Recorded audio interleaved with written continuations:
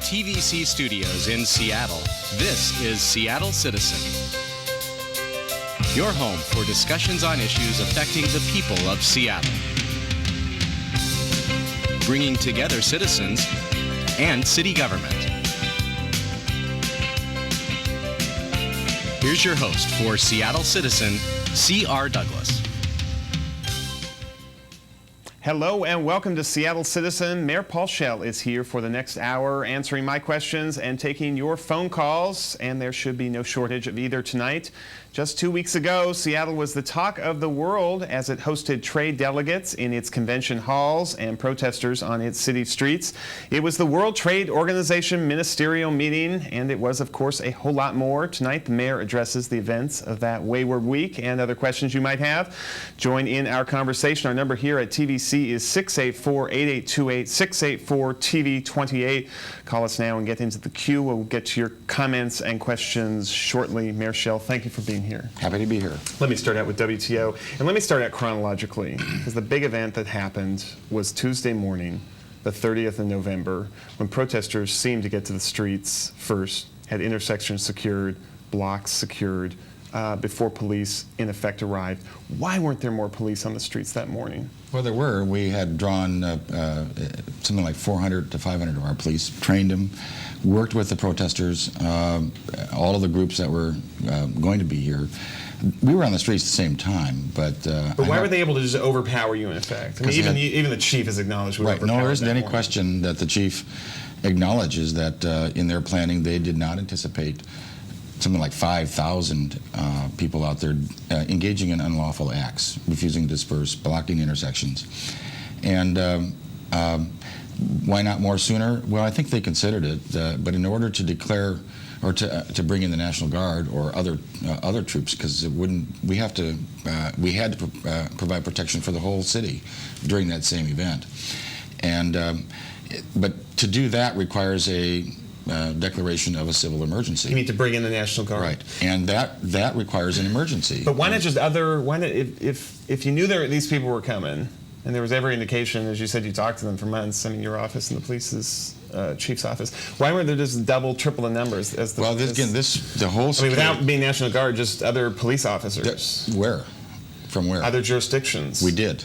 So I mean, you had every officer you could get except the National Guard. In the region, we had the mutual aid agreements, which we could do without a declaration of civil emergency. So we did have people there. You literally had as many as you possibly could. And so the issue became for the security force, and this is what's going to come out in the hearings, and we should let the facts emerge. But I know that they did consider this, and that they did look at Geneva and Washington, D.C., and they could have cordoned off 20 square blocks of downtown and declared an emergency beforehand, just based on threats. And that would have, I think, moved the problem out a lot further, and we would have had to disengage a lot of honest people who wanted to make their point of view heard, and did it peaceably, and in fact did just what they said they were going to do. And I think it was their assessment that would have made the problem a lot worse. They're meaning the security people who did all the planning. The mayor's office did not do the planning. I mean, the president doesn't hold an event here and ask the mayor to do the planning. The mayor uses and our people used the best advice they could get from around the country. Who wasn't, I mean, how much were you involved? I mean, there was about 7-8 months of preparation. Pretty near the beginning, the police were obviously getting involved in drawing up a security plan. Did you get involved at all during that process? I mean, were you shown drafts, or were you giving feedback? No, but people from my staff were involved in the planning sessions. There were lots of planning sessions from the host organization, doing all the planning for how we moved the delegates. The transportation plan was done, a hosting plan was done, all of the many seminars. In terms of security, there was a group that grew as large as 25 different security agencies, including all of the local ones, all the way up to the state, but then the federal, FBI, the Secret Service. It was a major event, and they studied Geneva, they studied Washington, D.C., and I followed their considered judgment. There, at no time would it have even been appropriate had they listened. The FBI isn't going to have a local mayor cancel something that they think needs to happen. And yet, so these are the study. Well, these are the reports. It's been reported that the mayor and the police chief got involved and said, "Whoa, that's more police than we want in our streets, especially the first day." Is there any truth to that? Did you go and say your plan is overly aggressive? No. And in fact, Ed Joyner, who did the plan, has said that a number of times. Did you see a draft plan? I never saw a draft plan, but but my office may have. But we're not going to, as a policy level, going to overrule a plan that was done by both our police department and as many other people. We trusted their judgment, and I think they did, by and large, a good job. The fact that they didn't estimate the number of people who were going to sit down in our streets and disobey the law. We knew the anarchists were coming. We knew that there'd be 30,000 to 40,000, but the numbers were from, if you recall, from 20 to 100,000. We handled 200,000 people at Seafair for the Seafair Torchlight Parade. So it's a matter, and we regularly negotiate with groups, and it works. This middle group of people who came determined to shut down the WTO, I think they've even said they were surprised by how many people came. So the fact that they underestimated that piece may have been a mistake, but it was done with the best knowledge and advice they had, not to plan for the unanticipatable or the unprecedented. But had you known there were going to be that many more people there on Tuesday morning, you would have figured out some way to get more police officers there. Well, I think was there this sense that they ought to have that right to free express? And I believe that people have the right to free express. It's a free country. We do not arrest people before they commit the act in this country just because of a threat or an intent.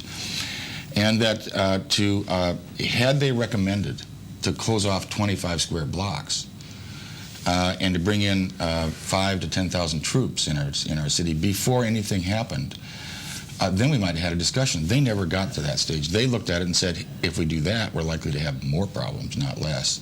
More loss, potentially more loss of life. And so they made that assessment. Whether or not they would have recommended something new in light of what they learned after the fact, that's what we're going to learn. Isn't it surprising, however, that given all the time they had to study this, 9 months. I mean, they all said they wanted more time, but you had some time, they had 9-10 months. Yeah. They knew who was coming. They were meeting with the people from Public Citizen. They were meeting with the Ruckus Societas, police, and there were a lot of negotiation with protesters.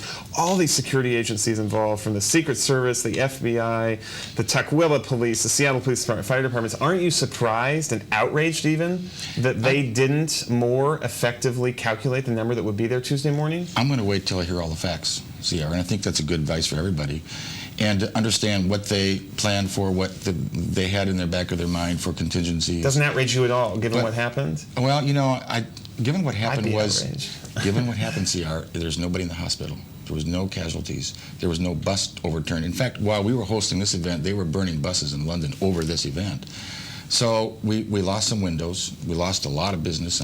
That is very upsetting. And more upsetting is that the Direct Action Network basically trumped the good intentions of a whole lot of people trying to exercise their free speech. The tragedy would be if we let that conduct turn our whole community into finger-pointing and trying to assign guilt, because to lose that sense of confidence and that sense of community we have here would be the real tragedy. I don't want to see that happen.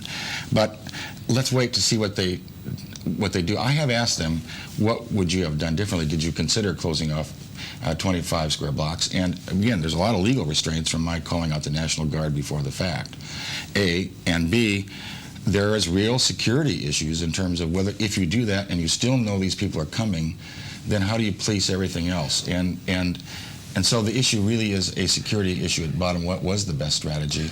Was there how they missed the assessment? I don't know the answer to that, and I think seems surprising to me. And we're all going to find out. But I know this: it's bad to assign fault until you hear all the facts. What were the options that you're hearing now? Sort of, After the fact. If what you did was the most minimal, let's say. I mean, you allowed protesters pretty close to the Paramount, pretty close to the convention center, gave them pretty maximum leeway. And if the opposite is something like a 20 square block, no protest zone. Well, were there other options like corridors? In retrospect, what seems like it would have worked better? It was all about corridors. I mean, the people were occupying intersections, not allowing the transportation plan of moving delegates to their meetings to occur, and that would have required a lot more people. They tell me. Again, I urge let's get the facts here. In the end, I feel badly for the business people who lost business. I feel badly for the people who got gas, but I feel very proud of our Seattle Police Department, who showed remarkable restraint and discipline at a time of crisis. They saved our city. We kept it together, and in the end, on Thursday and Friday, we had it all going again. And so I know there's a lot of anger about that, and people need to understand. And they're on their phones tonight, I'm sure. But I have to say, give them a chance to understand it, and that's really the key. What were the choices? What would you have done, even with the benefit of hindsight, that would have been a great deal differently? I think we'll probably learn something from this. It's important we do, but also acknowledge that this was the first internet revolution. The word was traveling all over the world, and we had people coming here from around the world. Nobody knew exactly what was going to happen. And so I think they, in their best efforts, tried to anticipate everything, but also know this: the policymakers, the politicians, did not overrule any decision made by the security. When we got to the point of a state of civil emergency, I was involved. And, but up to then, you're here to say that you accepted the recommendation, didn't tinker with it, didn't push to... I take full responsibility for what they did. But I did not do the work. I mean, it would be foolish to have an elected to do security. And didn't ask them to revise it? Nope, absolutely not. Let me ask you... And if you think for a minute, can you just think about what you just asked? Do you think the Secret Service and the FBI would accept a mayor overruling a security decision that they're involved in, hosting a federal program where the President of the United States is going to come? The fact that people could believe that is sort of hard to believe, but the fact is, I wouldn't have done it, but I don't think even if I had tried, they would have accepted it. This had the buy-off of the Secret Service and the FBI. One more thing before I get to calls. About 10:30 or so on Tuesday, that day is really when the tear gas and the pepper spray started. 6th and University, 6th and Union, a whole bunch of people were in the middle of that intersection, locking arms, and some of them were chained together. Nonviolent, peaceful, but unlawful. Unlawful, provocative, disruptive, to be sure. Why not just arrest them instead of going to the measure of tear gas and pepper spray? Indeed, if you read what they said, and certainly any literature before the event, they expected to be arrested. They were acting unlawfully and knew they would get arrested. Would that have been less provocative? That would have taken 5,000 people to arrest 5,000, to arrest 2,500. Didn't have the officers to do that. Each one would have gone limp, which is what they did. And that would have, and the whole strategy was to totally get people to leave their lines, to totally consume the force in other activities like processing an arrest, making an arrest, and that you probably would have needed, again, I'm not an expert, but this is what we should have these hearings for. I support what the council's doing in that. I want to do the same thing. We're doing an after-event assessment. But it would have taken probably 5,000 to 10,000 troops to do that. And do we want to, because of somebody's threat, do we want to do that to our city before the fact? And in fact, I think the protesters knew very well what was going to happen. They came, a lot of them, prepared with gas masks.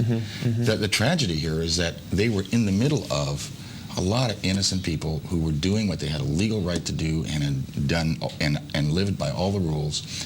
And that it put the police in a position of how do we find out who are the anarchists? We had people, I'm told, in the group trying to pick them out, but they kept changing clothes. They were very well organized, cell phones.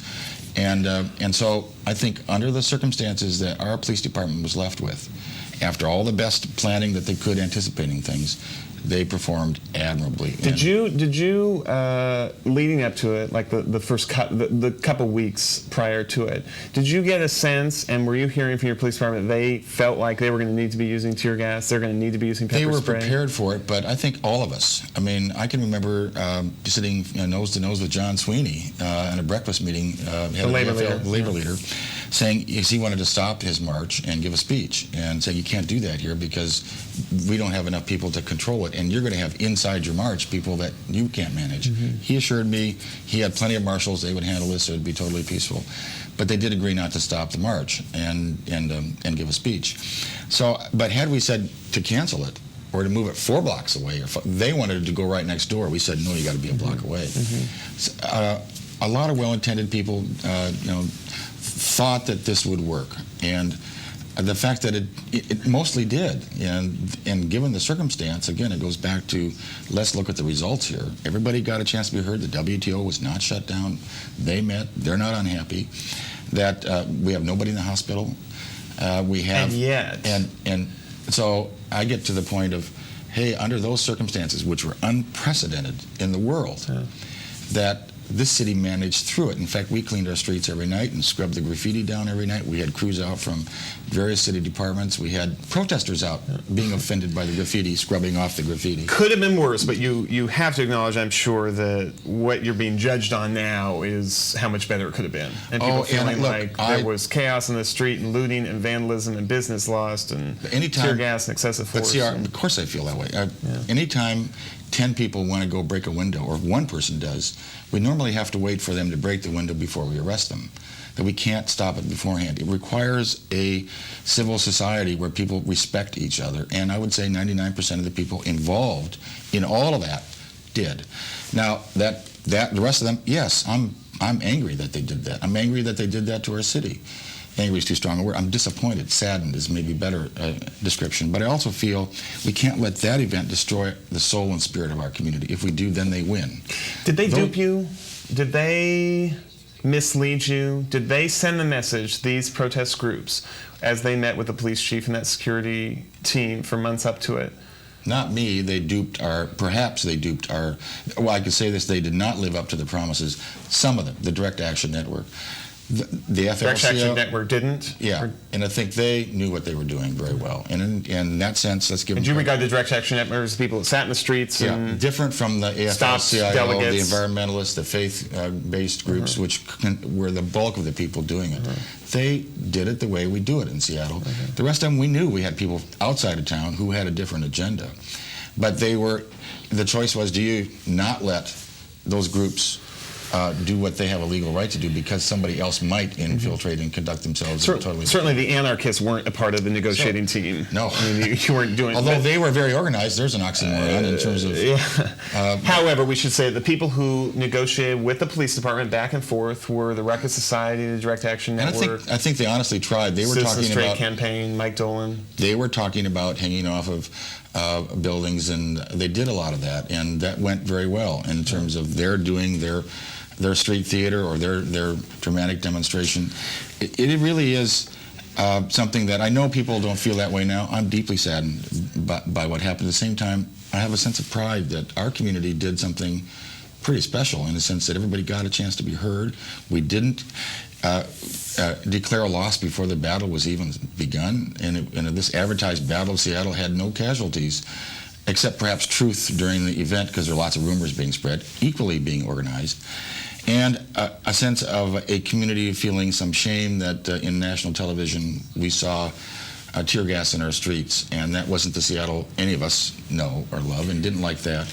But in the end, we are also in the 21st century. Maybe it was a city coming of age and understanding that democracy is messy sometimes, but you need to stand firm for some core principles, the right to assemble, the right to free speech, the right for everybody to be heard, not just the delegates, but the right of the delegates to free assemble and be heard, and that the right of the local community, the host community, to be respected.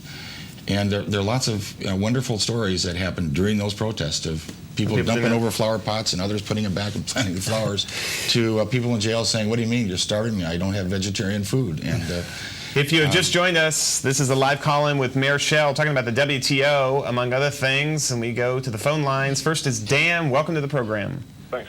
Hi, Dan. How's it going? Well, it's fine. I had 8 hours sleep last night.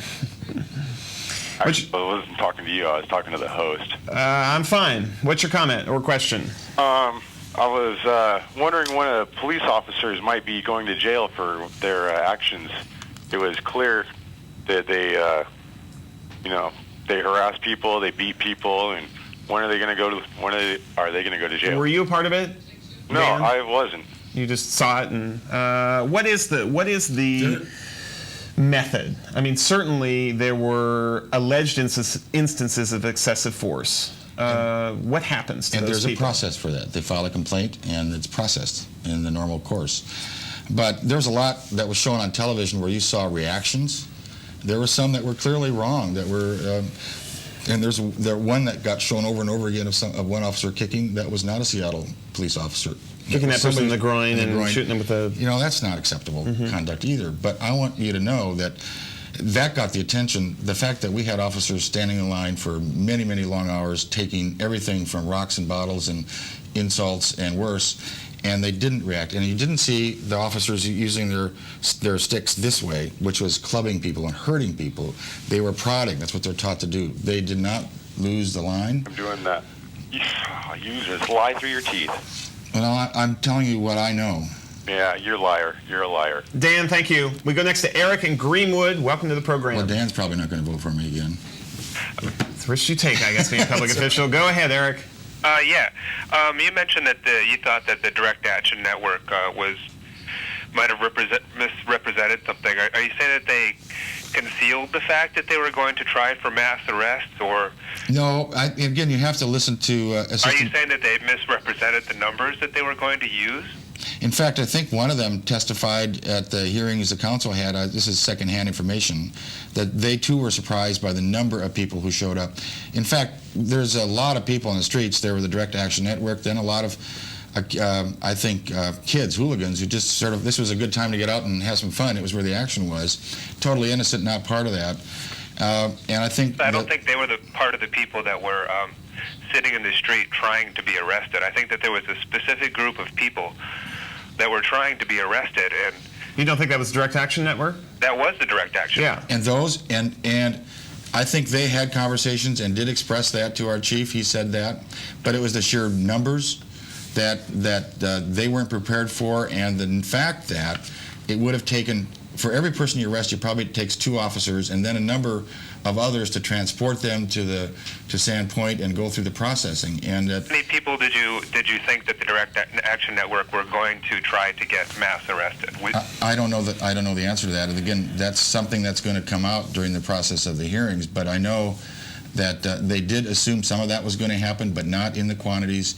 And if they missed their assessment, it was in that area. Well, But it was done with the best knowledge and information they had at the time. if they thought some people were going to try to be arrested, then why didn't they arrest some people? Because, again, you should talk to the assistant chief, but he has said that it was the sheer numbers. They of didn't have people. enough police. And that once you do that, you block. I mean, if somebody had a heart attack in there and the medic 1 couldn't get through, or a fire and the fire trucks couldn't get through, it is an unlawful act to sit in an intersection and refuse to be dispersed. Right, but they didn't try to get rid of any of those people. They didn't Because try to had they arrest. done that, they would have had 30,000 people in the place with anarchists in the middle of them, and their sense was that was a greater danger, and that it was more important to preserve life and to preserve And just hold the line and hold the instead of- line and engage in non-lethal efforts, which are widely used. Well, you mentioned these other groups such as... Last comment, Eric. Well, you mentioned these other groups such as the FBI and the Secret Service. It sounds like there were many police, many groups involved here. Now, who actually coordinated? What group was on the top, in charge? You say that you were not in charge, and you weren't personally, weren't you? Good question. Who was the Ed Joyner. Ed Joyner, Assistant Chief of Police of Seattle? But it was a collaboration. It was a multi-agency force that did the planning, and they worked as a team. But he was the chair of that team. And he was the chair of the executive committee of that. And he's the one who did the work on APEC and the Goodwill Games and did all the study for 8 months, plus the training. I mean, in charge of it. Now, when I say he did, I'm not ducking. The buck stops with me. In the end, I'm the ultimate responsible official. But I want to make it clear, because I'm that doesn't mean that I do the work. That's best done by people who are experts in it, and I'm convinced they got the best advice they could from a broad range of people. I'm not. If you look at how many more you needed. But the question is, had you done that, what would have been the circumstance, and would that have? I can't imagine it would have been worse, but.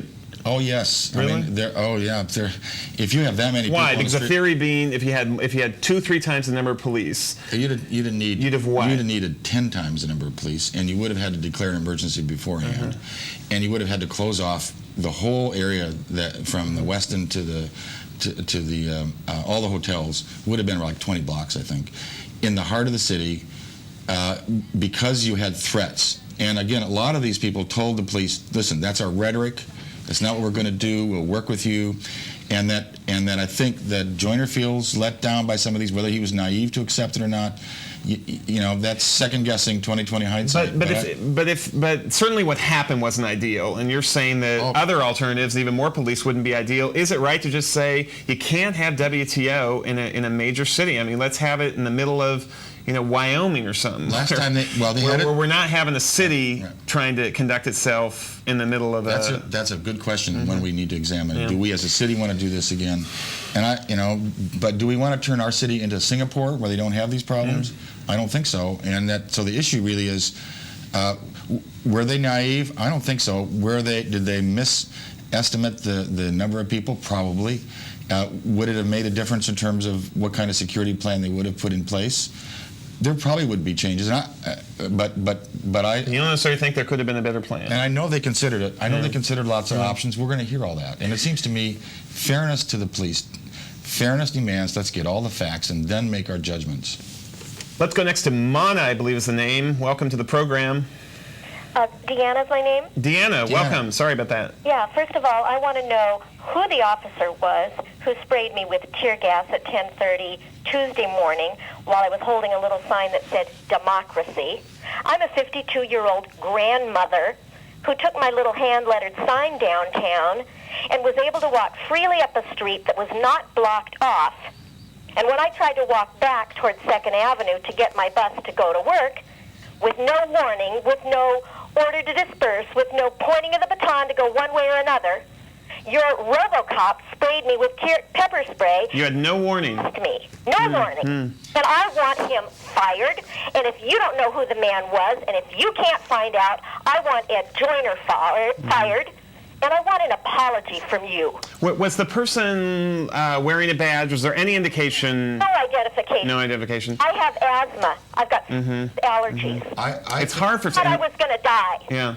Why weren't those people wearing badges so they could be identified? I'm told that they bought the equipment recently. This is the guys in the hardened, they call it hardened gear, that they put it on the shield on their face. Hey, listen. I did two things, and I got in a bit of a trouble here by when somebody asked me that. If somebody's totally innocent and got in the middle of this and got tear gassed or pepper sprayed, I apologize to them. But I am not apologizing for what the police had to do for us. I want an apology for what the police did. No, the police did what they had to do to keep our city. No, they didn't. The only violence I saw in the Seattle streets was from the police. It was brutal. It was uncalled for. And every incident of violence that I personally saw during that week was incited by a police officer who cannot be identified. There's no casualties. And there are at least 2 babies dead. I've so heard that's that. not a casualty. I've heard that. Thank you, Deanna, for your call. I've heard that said. The 2 babies were died? They've checked the hospitals. They've tried everything. Nobody can confirm that at all. And again, there's lots of rumors and stories out there that are just not true. And that's why it's important that we go through this process, hear it, but let's stay calm and listen to the facts. Look, I'm going to say over and over again that our police did a magnificent job under exceptionally trying circumstances. I will also suggest there were totally innocent people out there who got involved in this. Bill Ruckelshaus is an old friend of mine who was walking down the street going to a meeting with the president and got gassed. He feels, former EPA director. Right, and he's a friend. A lot of people got gassed. I heard over and over from people who were just out there. So working downtown. All I can say is when you're in the middle of that, we're in the middle of a state of civil emergency. And I've asked people to abide by curfews, to not get in the middle of. Everybody knew that we had anarchists in the middle of these groups, and that they were changing in their clothes. They were engaged in destructive, violent acts, and so that you need to understand all of that. That is not to say there weren't innocent people doing what they have a right to do, and that there may have been circumstances of excessive police conduct. And the process for that is to file a complaint. You can't file a complaint. It is hard, though, and indeed impossible, I guess, if you don't know the person's name or number or anything. Yeah, We go next to Evelyn in Capitol Hill. Welcome to the program. Thank you. Should I just ask my question now? Yeah, Evelyn, go ahead. Launch right in, Evelyn. You're on live TV. Terrific. I just wanted to know, Paul, what it is that ordinary citizens can do to thank the men and women in blue who actually, the vast majority, performed their duties exemplary. I'm asking people, when you see one, thank them. You know, these are people with young families and wives. These are people who are in their late 20s, early 30s, a lot of them, some 35. And I watched a lot of pictures, and I've heard all over town how remarkable a job that they did and showed admirable discipline and patience. And that I'd thank them, write a letter to the SPD. And again, I think, in the cards that we were dealt Tuesday noon. I would agree. Is there any chance of they them... played it well. Pardon? Is there any chance of them setting up an internet website or something where we can just start counting the people who want to say attaboy? I hear that all over town. I think they're hearing it all over town. Obviously, there are incidents there that they're not proud of either when they happen. Absolutely. But people need to be understanding of the circumstance that they were put in as well, and that they didn't come to town to engage in violence or even nonviolent acts of unlawful acts intended to deny people the right to assemble and their free speech, which is the WTO. And we needed to play the line very carefully, and we owe them a debt. Evelyn, thank you for your call. Let me ask you about Capitol Hill, the other big controversial event with that week, which was Wednesday night, of course. I was up there. There was tear gas. There were these concussion grenades, I guess, going off all night, some pepper spray. Why up in Capitol Hill did they have to be so aggressive? Why not just first of all, they weren't anywhere near the convention center. The middle of the night for all intents and purposes, so they weren't really disrupting the flow of the city. Almost all of those folks were peaceful up there. Why not just let them be? I don't know all the facts, Sierra, on this, and again, that will come out. But here's what I believe and what I've heard, that a lot of them were going home when they got across. A lot of them didn't. They a lot stayed. Of them were just going from one house to another too. Who lived up there? And that's where a lot of them.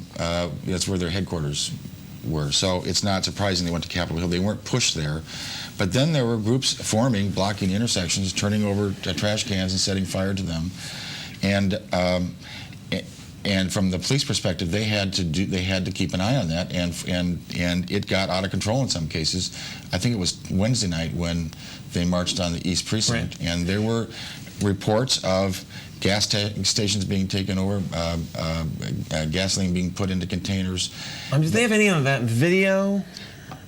I think so, but again, I don't know the facts, all the facts, and again, I'm waiting to hear all the facts before I make judgments. They do say they felt very much that they could not afford to lose the East Precinct. I also know there were a lot of neighbors involved in it. There were council people involved who were in there and who were totally innocent, had no idea of what was in the middle of that, and or how it was being perceived by the department at that point in time. So were they more aggressive than they would have been otherwise because of this fear that they were going to, in effect, lose the East Precinct march on the East Precinct, take over all the weapons that are in there?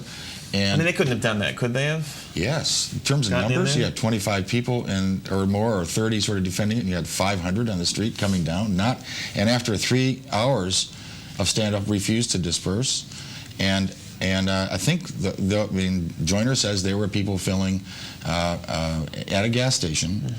I certainly have heard that from him. And you got to understand that context. Now, in that context, that doesn't mean that 500 people, including my counsel, knew that was going on because they didn't know the information about that was known by the police or the threat that was being presented there. So I think we need to give them a benefit of the doubt at least, and then let's hear. And again, that was Wednesday night. We were in a state of civil emergency. People were asked to stay off the streets. At least people were aware that there was a lot of violence and action going on if they were watching television or listening to radio or doing anything.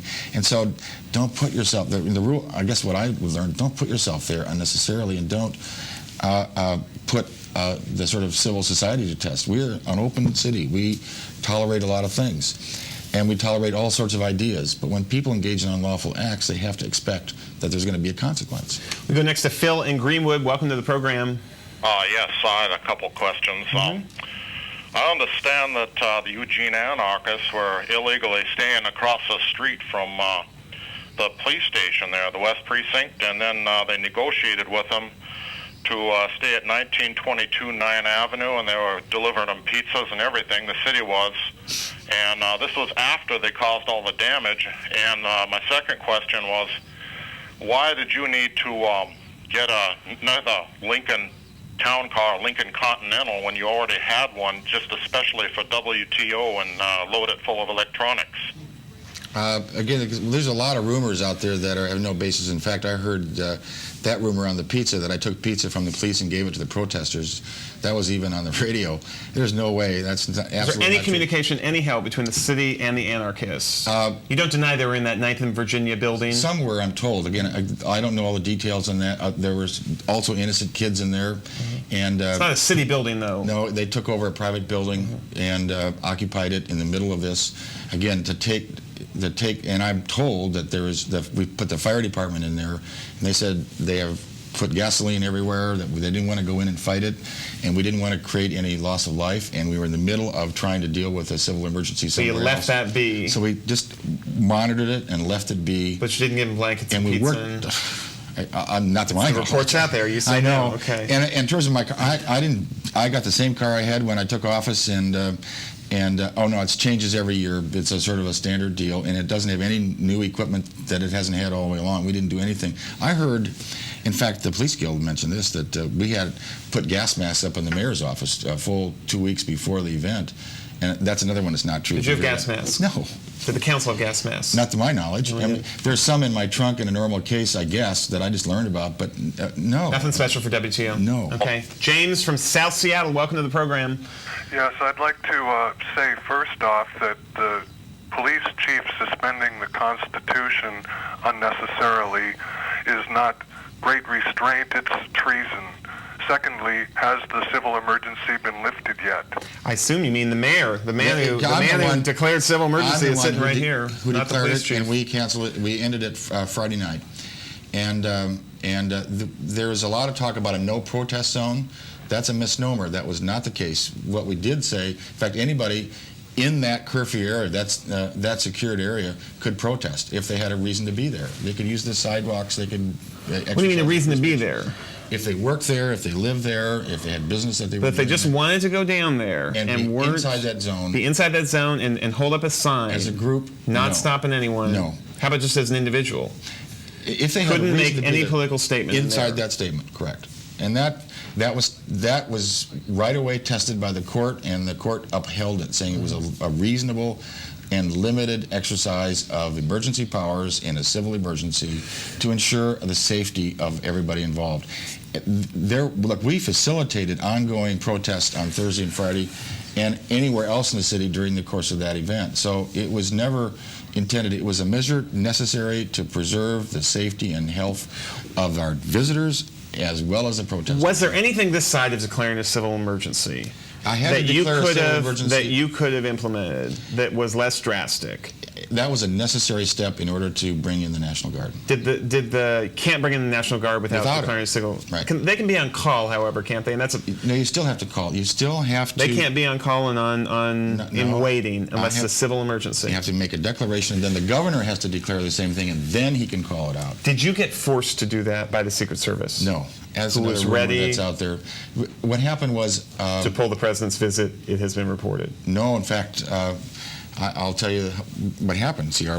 It was somewhere around noon on Tuesday when I got a call from the governor saying, "Do you need the National Guard?" And I said, "Stay on the line or stay where I can reach you." And he had gotten a call from Madeleine Albright, I'm told, saying, "You got to do something here. I can't get out." She was holed up in the West End. We had both the Secretary General of the United Nations and the Secretary of State in separate locations trying to go to their meeting. Their freedom to speak was being denied. And you felt like you had no choice. And so we met, Ron Sims, Gary Locke, and I met in the bunker here at the Public Safety Building, along with all of the security people from the state, the county, the city, as well as the FBI and Secret Service. And together, we assessed the situation, talked to the line commanders who were out there, and made the decision at 3 o'clock, 3:10 or something, really as soon as we could.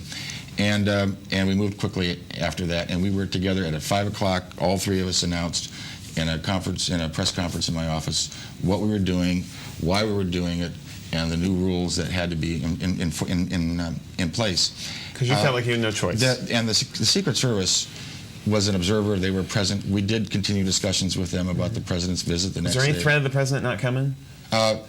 Look, I was at a point where, without, in all deference to the president, I wish he didn't come. I was in the middle of a state of emergency. We need to pull people off the lines, provide added security for him, for his motorcade and the rest of his environment. That's another responsibility. But we were told quite clearly that the president is not going to cancel his visit because of a protest, and that it's his country.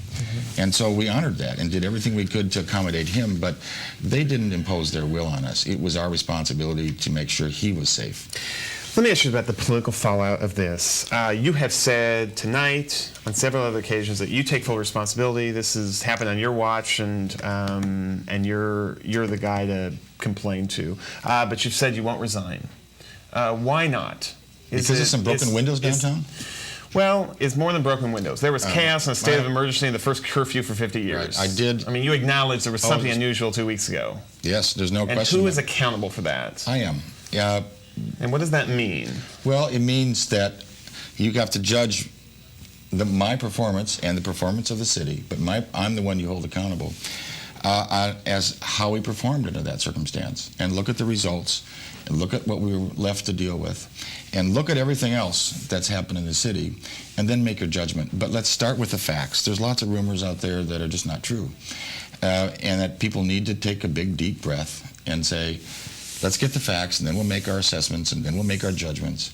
And the buck stops with me. That is the job. And I got people mad at me for not acting quicker and tougher. I got people mad at me for acting as tough as we did. All I can say is that in that emergency, I think the city responded quite well. But people will have to judge that. That isn't to say I'm happy about it. I'm very unhappy that this happened in our city. It isn't something I would have welcomed. I got so many things I care about, from following through on our neighborhood plans. We got a new library system we're building, a whole series of community centers. We're working hard on an early education, child care initiative that's very exciting. We have issues of homeless. We're making progress in all of those, and that's really what it's all about in terms of building community. Let's not let this incident judge me 2 years from now. But let's not let this incident destroy our sense of community. These hooligans who came from Oregon and other parts of the world, set to destroy the right of people to engage in lawful assembly and free speech, they ruined it for everybody. But they didn't succeed in the end. If the police chief had not announced his retirement, would you have asked him to resign over this? Not over this, and he has. You don't think this was a big enough fiasco? I mean, should anyone lose their job over this? Well, if anybody ought to lose their job, it ought to be the people who engaged in breaking windows and destroying. Well, fair enough, and they'll go to jail, and some of them are in there. And they should be. I think we need to assess whether or not we had conduct. I mean, you don't punish mistakes; you punish misconduct. And that if people always? I mean, someone made a judgment here. And the judgment, if it was, and people should hear all the facts, who all was assisting in giving that advice, and what were the options, and did they make the right decision? After you have all of that, then you can judge whether or not it was quality performance or not, and performance you're happy with. But I don't even know that we need to rush to point fingers and assign guilt. It's a destructive force.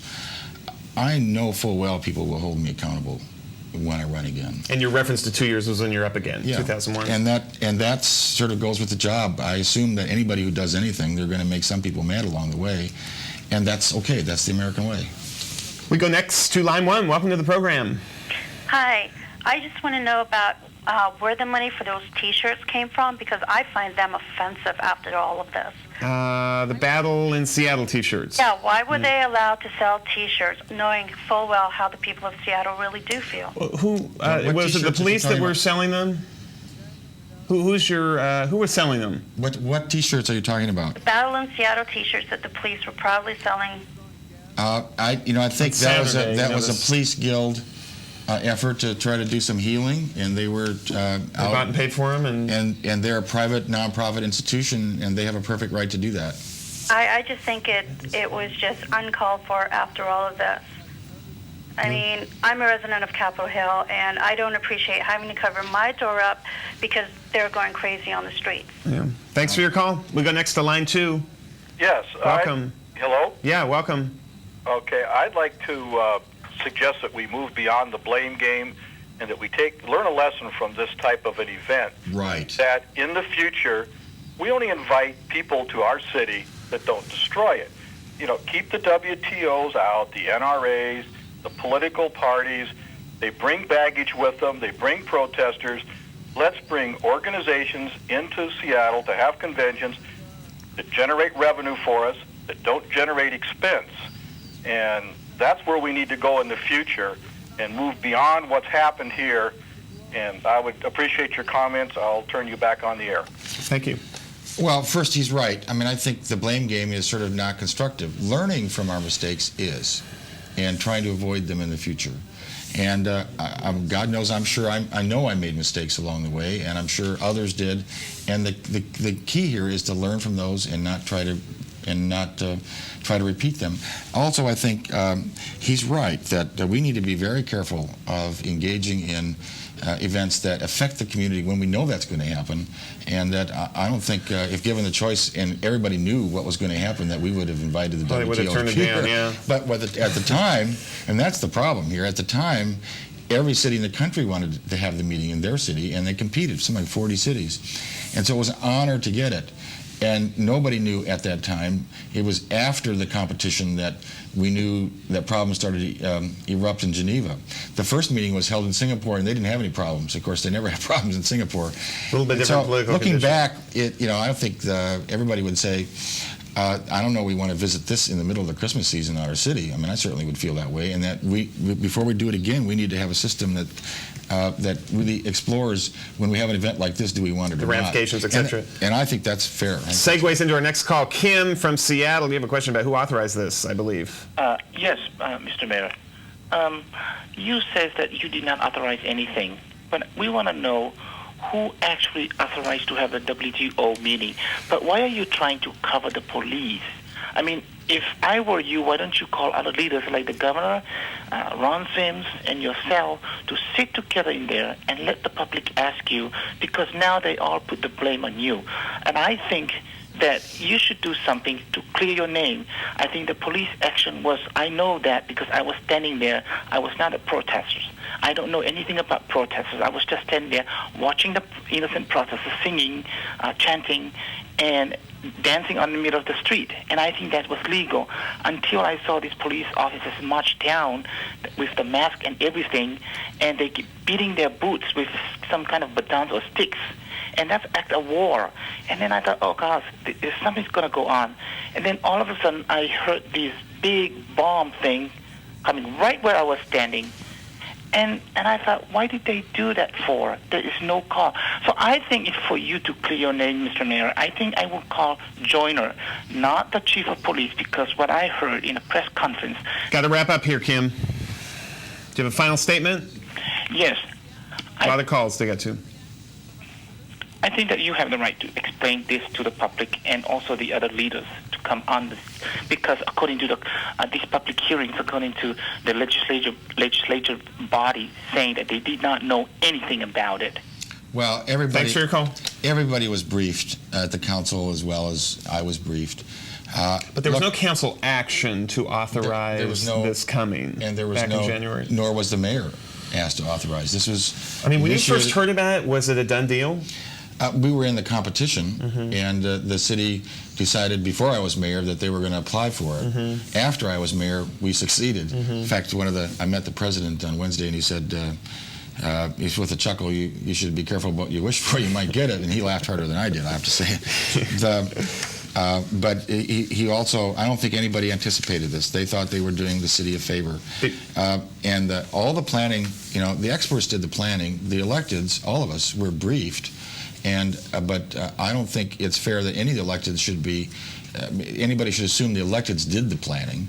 But since it was done on our watch, it's also wrong to start assigning blame somewhere else to protect yourself. I mean, when you're elected, you have responsibility for everything that goes on, good and bad, and you get more credit than you deserve and more blame than you deserve. But in the end, it's the only place the public can take out their anger. I don't like being people are feeling the way they do about me, but I have to stand there, and in many ways I want to be sure that the people who did a heck of a job don't get sullied with it either. Some I'm sure, engaged in acts that are not lawful, and that needs to be addressed as well. I'm assuming that, I mean, there'd be great political cover for you, or at least some political cover, if the council actually had approved of this. I mean, are you in favor of of having one of these again, if you're going to have one of these again, that the council gets some say, whether they're so there's some invited to buyout town at the legislative level? We don't sign off on any convention coming to town. But something this big.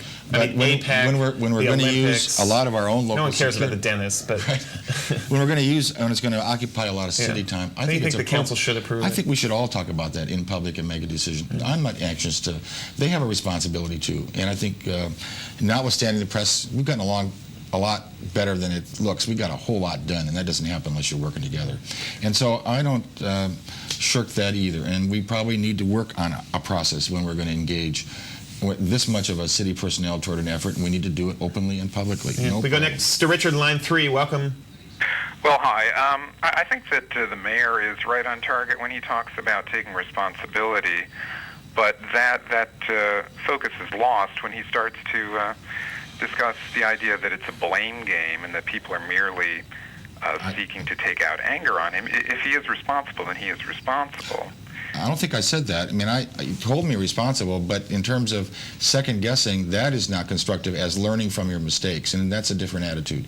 Well, I've attended both hearings, both lengthy hearings on this with City Council, and the details start to spell out some very strange aspects to this. For instance, you're talking about how magnificent the police did and how we all owe them a debt.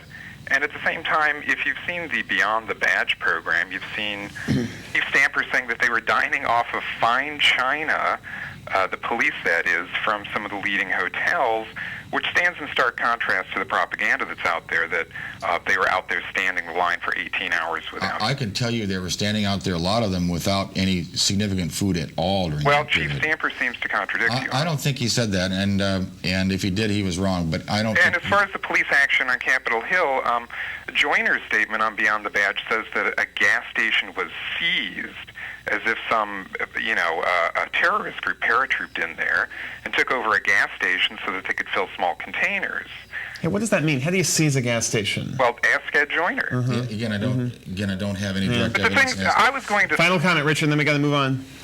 I was going to sit out the WTO. I had no interest in it, and or no particular interest, and I was very busy that week. But when I saw the police down there with no badge numbers and no identification on their uniforms, and they were spraying people on Tuesday morning the 30th, I was totally convinced immediately that there was going to be a police riot, because I know enough about the Seattle police to know that if you let them run wild in the streets with no badges and no identifying marks, that there's going to be widespread misconduct. And I have a hard time understanding how I could immediately understand the situation, and yet no one in the city's leadership understood that it was a bad idea to put all those police on the streets without identifying marks. Richard, thanks for your call. We go next to Ralph in North Seattle. Do you want a quick comment on that? Well, again, I mean, there's a question about people have to have badges, Yeah. and I can't answer that because I'm told I'm just getting a cramp in my leg. Yeah, that's fine. You're allowed to stretch.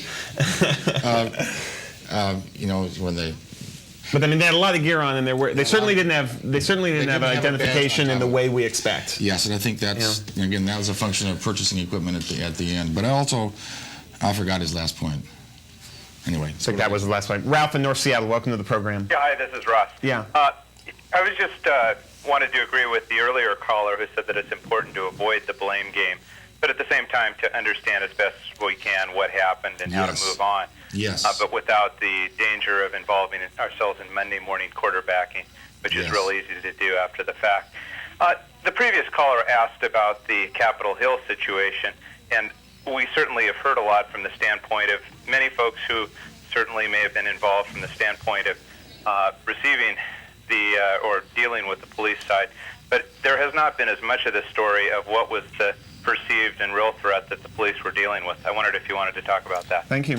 I think that's right, and that's why I think in fairness we should hear what they were dealing with, and that when you're in the sort of everybody wants instant analysis and instant information, and that I think it's important that we have an orderly process to understand what happened.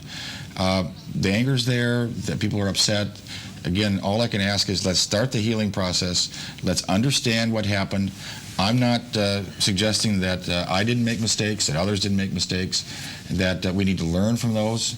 But in the end, I'd also like to suggest that amid all the allegations of police misconduct, there is not anybody in the hospital.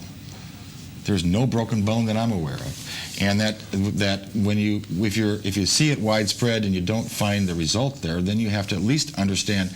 Now, I'm sure there are people pepper sprayed. I have friends who were, and who were totally innocent involved. And to those people, you have my apology. But on the same time, I can't apologize for what our police department did. They did what they had to do under most adverse circumstances, and we owe them thanks as citizens.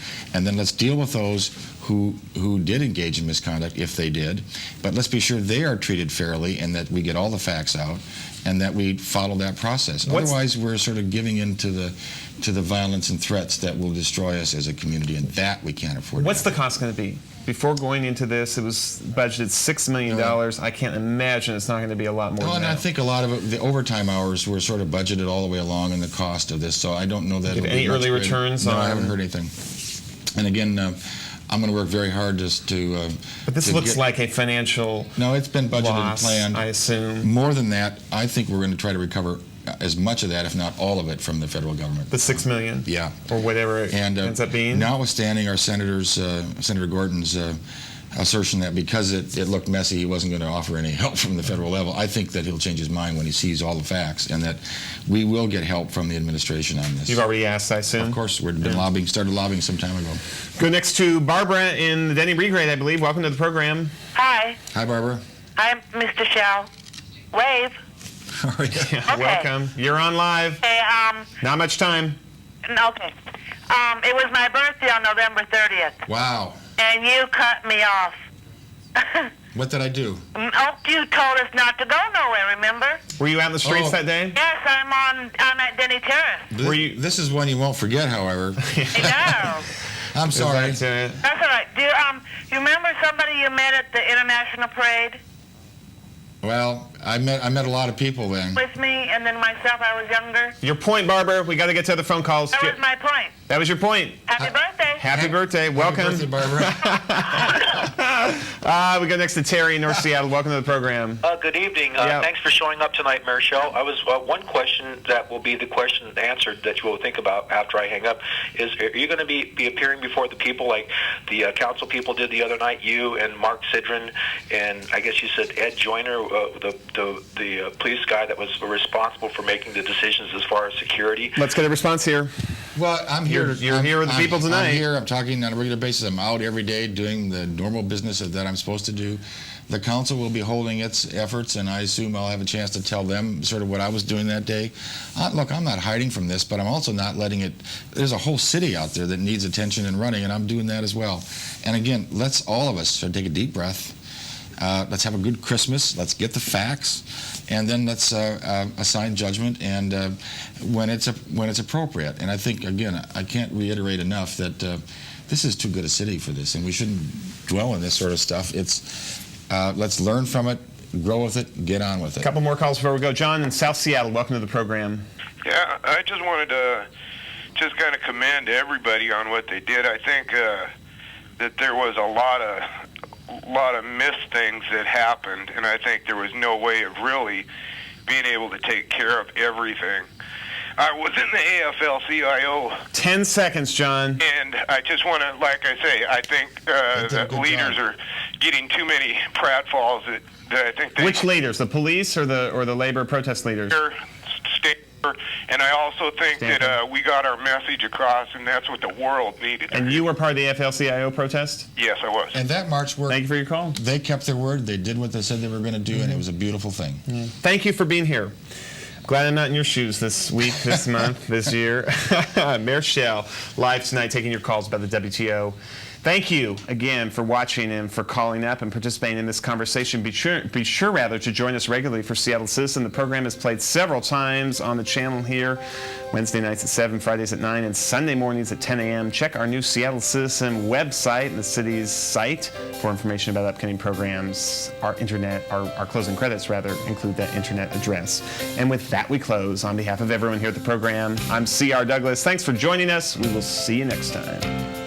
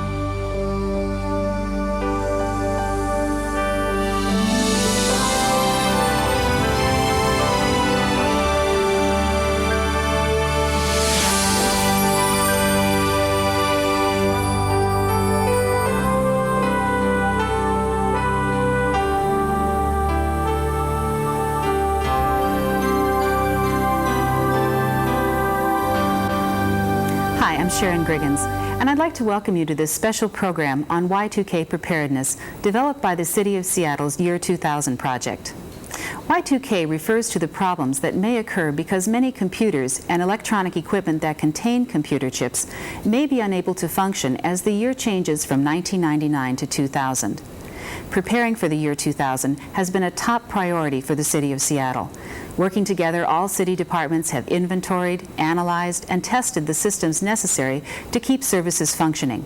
Those that aren't Y2K compliant have been upgraded or replaced. The goal is to have no interruptions of vital city services come January 1st and beyond. It's important to remember that Y2K is not a declared emergency, but should any problems occur, each department within the city has its own contingency plan. Seattle is prepared for Y2K, and in this program we'll be talking about what has been done and what you can do to help make the transition to the year 2000 a safe one for our community. Today my guests are from Seattle City Light and Seattle Public Utilities, and we'll be talking about their preparations for Y2K. So please stay tuned.